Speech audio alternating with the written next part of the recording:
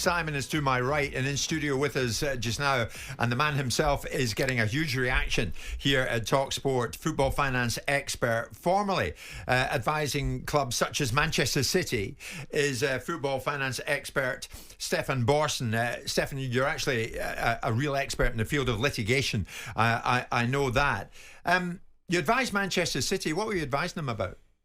Well, I advised City from about 2001 to 2007. So that's when we had no money at all. So one of our David deals Bernstein.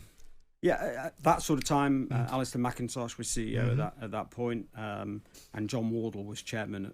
I remember at that point. And clearly the club was living a little bit hand to mouth at that point, in the way that a number of clubs are today. One of the deals that we did, we ended up doing a sale and lease back on the club shop for £3 million.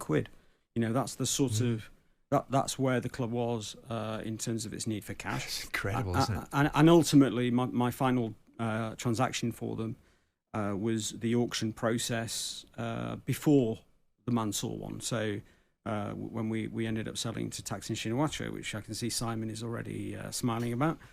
But you know, the reality is sometimes you have to do deals that you wouldn't ordinarily want to do. And City were in that kind of position at that time. Now, clearly, that transaction ultimately didn't go well, but it went well to the extent that that owner was able to access buyers that we weren't able to access, despite a very, very public auction. And that's why we ended up in the hands of Sheikh Mansour a year later. I see. So your time at City was, as advisor, was pre-Sheikh Mansour, just so we can establish that.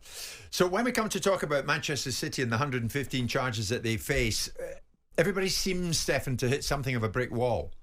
In front of the DCMS the other day, Richard Masters, top man at the Premier League, was saying, yes, a date has been set for the hearing regarding the charges that face Manchester City, but it won't tell us when.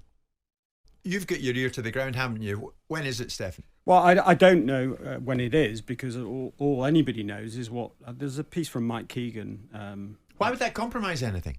Well, it doesn't compromise anything, but, you know... So why wouldn't Masters reveal it? Well, first of all, there is strict confidentiality clauses within the Premier League rules, so I assume that's what he's got in mind in saying he can't comment when it is. But there is a ludicrous situation that we have right now, where we have this situation ongoing, and at some point, at some day that nobody knows, you know, nobody knows exactly when, an announcement is going to drop. Again, we don't know whether it's going to be in the morning or the afternoon. There's going to be an enormous announcement that completely changes, I would say completely changes Premier League football. Like what? Either way. Like what? Well, either that City have been cleared, or for me as a City fan, and you haven't revealed that yet, but somebody that's objective, I would like to think, you know, to the extent that anybody can be, and I think you know, football bias is a very strong thing, and objective. We have to. Did I say biased? You said subjective. Subjective, yeah. No, okay. Objective.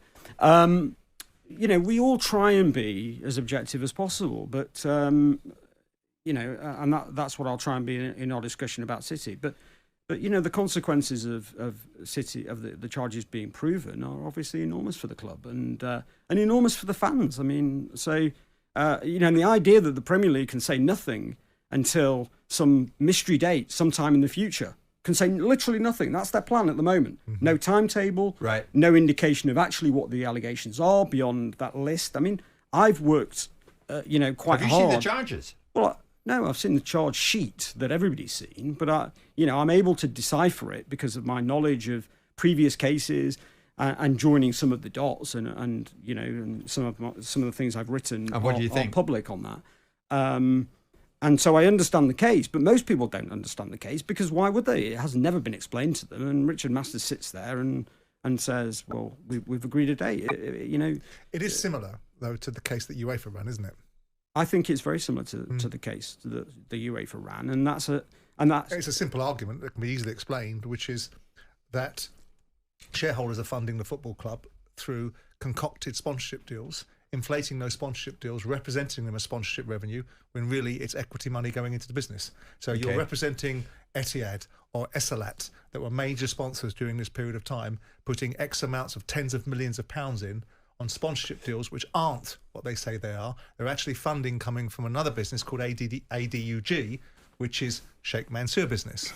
That's what the accusation is. Well, the accusation, I mean, Or City one of wrote them. themselves, if you look at, because it is similar to the CAS, I mean, City wrote themselves, the allegations made in these proceedings are serious and based on fraud and conspiracy involving City, ADUG, the sponsors Etisalat and Etihad. These are serious allegations of fraud and dishonesty. It would require a conspiracy, and that is the word City used. These are not my words. These are City's words. It's an allegation of fraud and conspiracy that's been made by the Premier League against multiple parties, and by UEFA, and one of which So, Stefan, we try and make this convicted them of. understandable. well, yes, but Yeah, of course they charged them. They did. However, of course, CAS overturned it and said over 10 by slightly times different that there was no parameters. evidence for the club. But also- I'm but just trying to break this Stefan, down for they did the sanction layman, of whom I'm one. So, Stefan, here we go. You've said that in the months to come, maybe weeks and months to come, a day probably will materialise when there will be an announcement out the blue regards Manchester City. Either the charges are dropped and life goes on, or presumably the alternative, City are bang in trouble. Yeah, well, not dropped. I mean, I think any of Compared this to Everton and Nottingham Forest, what's the scale of the trouble? the scale is on a completely This different is fraud. level. I mean, This is fraud. there can be no question that that this will end in at least relegation, right? So there's no question if those charges are proven. There are a suggestion of conspiracy over effectively 10-year period. They're suggesting that City's main sponsorship agreements are not for, let's say, 50, 60 million pounds, but are actually for 8 million pounds, and the whole thing was a sham, and a whole load of people lied, and a whole load of executives from multiple companies were in on it, and all City with vested then interest and common ownership. well, actually, some of them outside of common ownership, but a number of people were also Vested interest, perhaps, and that the club also lied to multiple other parties, professionals, people doing due diligence on the company, the league, UEFA, the FA.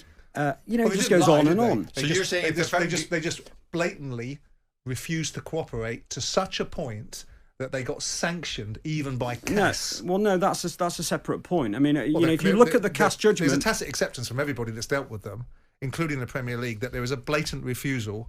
And even in UEFA's judgment, followed up by CAS's judgment, there is an absolute unequivocal acceptance that they've been charged with an absolute refusal to cooperate. Yeah, that's these are separate things. That's why they got a £10 million fine. These are separate matters. So there is a situation of refusal. But it goes to the heart of what you're saying, which is the provision of information and people being prepared to provide information in certain ways and their integrity being compromised. If you're stymieing the flow of information, then there is an element of the manner in which you behave puts you in a situation where people can't get clear pictures. I don't agree with that. I think you have to separate two things. You have to separate the battle of very serious allegations and the litigation that surrounds it. And I've been involved in English litigation regarding allegations of dishonesty, not against myself. As have I.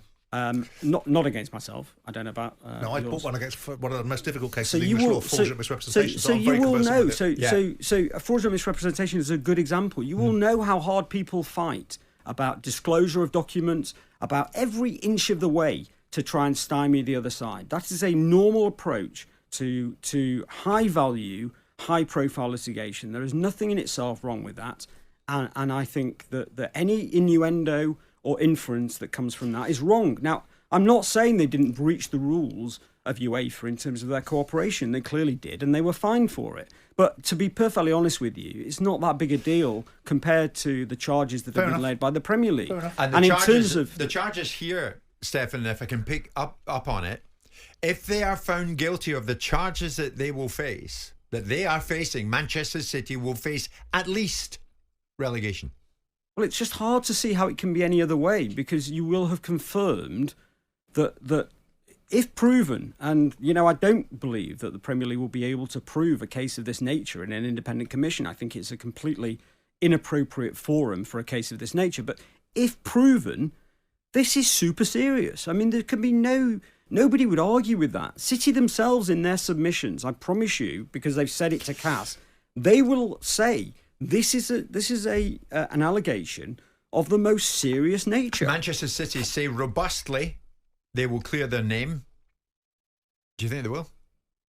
I think they'll clear their name, because I think a case of this nature has to have a level of cogent proof which seems to me to be impossible to present to an independent commission. And furthermore, it seems to me highly unlikely that the conduct that is alleged has taken place over a 10-year period with the sorts of individuals that are involved in the club and in the companies that are involved. It seems to me highly unlikely, and that also will be the starting point of any independent commission. Whether Simon likes it or not, that is their starting point. And it will be a very big call for any quasi-court tribunal to suggest that this number of people have been dishonest and have perjured themselves. That will be a massive call for effectively some KCs and maybe a former finance director of a football club to make against not just Manchester City, but against numerous executives, against some third-party individuals, and against, of course, potentially senior members of foreign Same states. sort of argument as on with Enron, yeah. Football fans.